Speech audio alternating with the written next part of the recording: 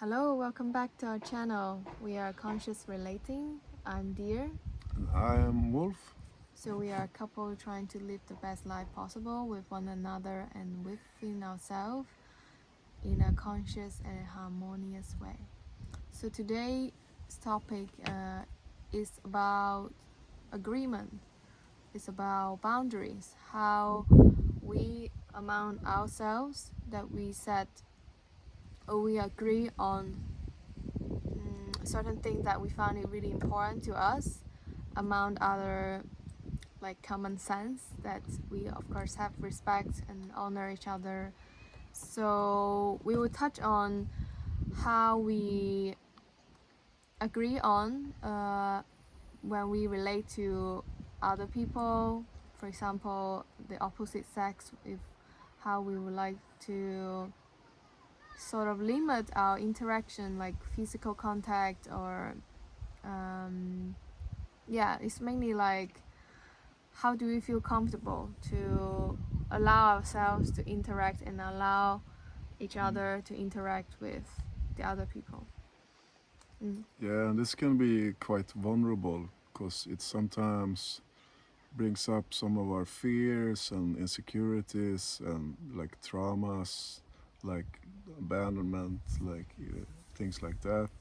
That's been in my case. Like I had this kind of abandonment wound, so it kind of comes up.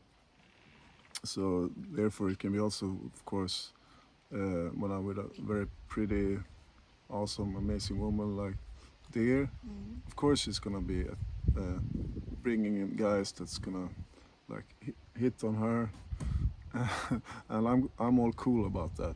So it's all about. I guess what kind of can trigger sometimes is just like, oh, You mean it's cool for you that someone hit on me? Or? Yeah, of course, I'm kind of expect that to happen since you're very awesome and like pretty. normal, Yeah, because you're pretty and hot and beautiful. So it would be strange if they did not. But I guess for me, it's more about to clarify what I'm kind of okay with, like with me interacting with those guys. So it's like there's no confusion, like because sometimes we can be, not maybe we can have a little bit different, like, and somehow we kind of have to like stay on the same page. Yeah, so it's safe for both. So therefore, it's important that to both create that safety. Yeah, that both share. Okay, this is what I, what I feel. It's important to you. For me, yeah, for to feel, to feel, yeah, what kind of works for me and of course, like the wounds can also, of course, be healed, but still these boundaries may still be here. So there's kind of.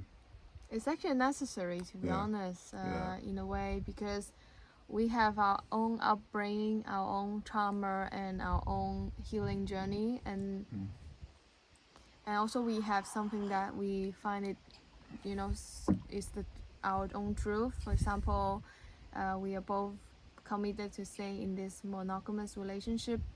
That means we are with each other and we don't open our relationship to anyone else. So like sexually, like physical contact, we're keeping mostly to ourselves. So when we hug each other, like hug the other people, then we tend to be aware that it's not going to, so to speak, give a signal that I am available to you sexually.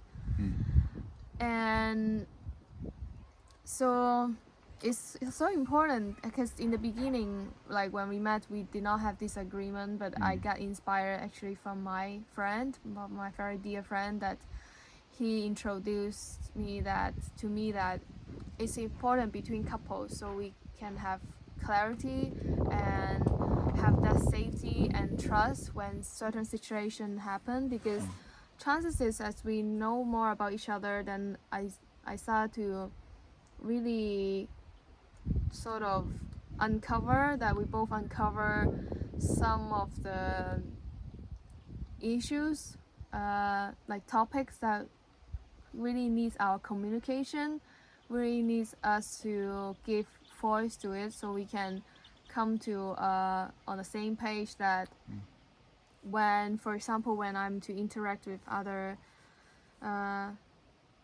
guys, then I'm aware about the touch, because I work with the body. I'm a body worker. That's why, of course, for my work, it's not about sensual touch or erotic touch, but I could understand that Wolf can have that concern that the touch, and that could be, yeah. So it's like this kind of insecurity that could show up in Wolf's mentality or field is valid, and for me to know that this is one of his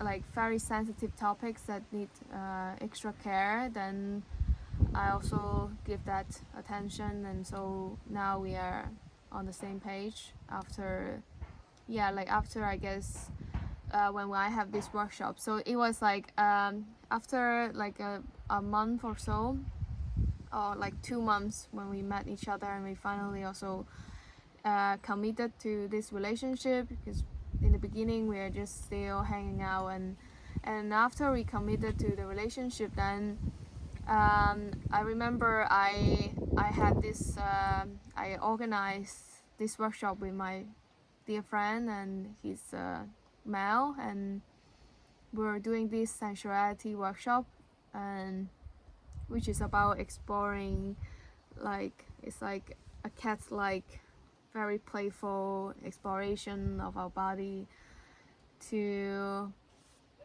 give pleasure to each other. And it's a workshop that is done in this spiritual community, and then Wolf did.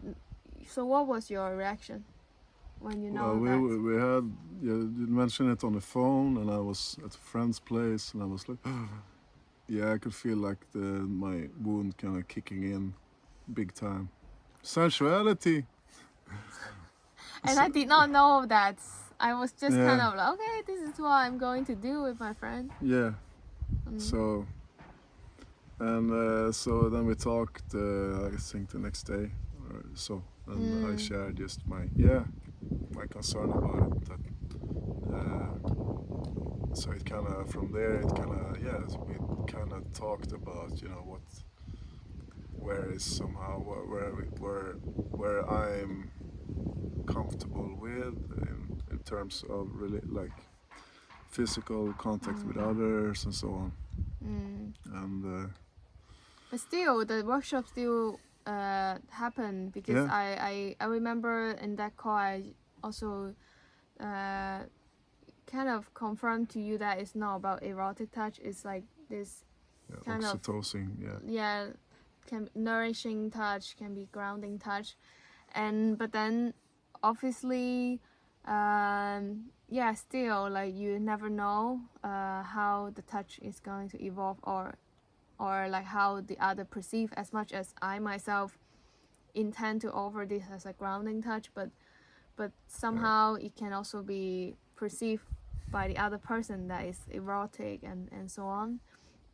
But then I felt like after, like, this sensuality workshop really has bring this to light, and later on we do have several rounds of conversation about this topic, and I remember at one point I feel really confused by how you use like sensual touch, because like sexual, like it's like to interact with each other sexually, because sexual can be, can mean different things, and it can basically means the creative aspect of life, because sexual energy is our creative energy. It doesn't need to be evolving the genital. So that's why I felt like there's like a not really on the same page to understand what you mean. terminology. Yeah, the terminology. So I found it very important for me to get clarity. What are we talking about here? Like, not to interact with the sexual energy.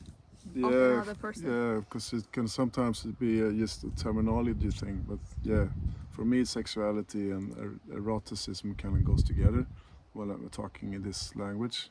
But I guess where we gonna coming to, okay, how is this looking like in it, or so it's not, so it's kind of clear, so like to demonstrate, like say you, because we're, you know, part of spiritual communities where hugs are, and you know, long hugs are just fine. It's like, because it's like in maybe normal society, a hug like that would look like, oh no, they are like very intimate. So it can always come They're down. going to make out or something. Yeah, it's always come to context. So it's like a normal hug can be look like this maybe if we hug. Yeah. A normal hug, you mean a non? Yeah, like I can say Non-intimate. I can say a normal hug in the spiritual world. Okay. So we can have like It had got to like be yeah, very clear. like ängstbacke hug.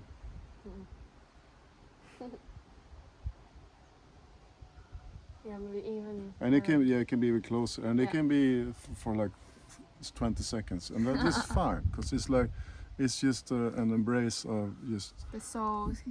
where Yeah. we kind of, but say like we do, like you meet someone and you have the same embrace. Yeah. You come here, and I go a little bit to my hand like, and start doing little things like more towards this kind of romantic, sensual, or Yeah, it's so great to have demonstration than because then of talk course about too it. much, because then it's like more like turning it into more romantic. Yeah, I feel it too. I also feel the energy coming forth is more And it can also be towards that. like sometimes good to demonstrate more. So if it can even be your hand. Yeah. Let's say like you have some kind of whatever workshop, and you kind of some kind of touch, and this can be it's nice, just playing. Maybe it's like a Like contact, for example, that's the one I contact think about. improvisation workshop, and you're like, oh nice, this is. But what if it turns a little more into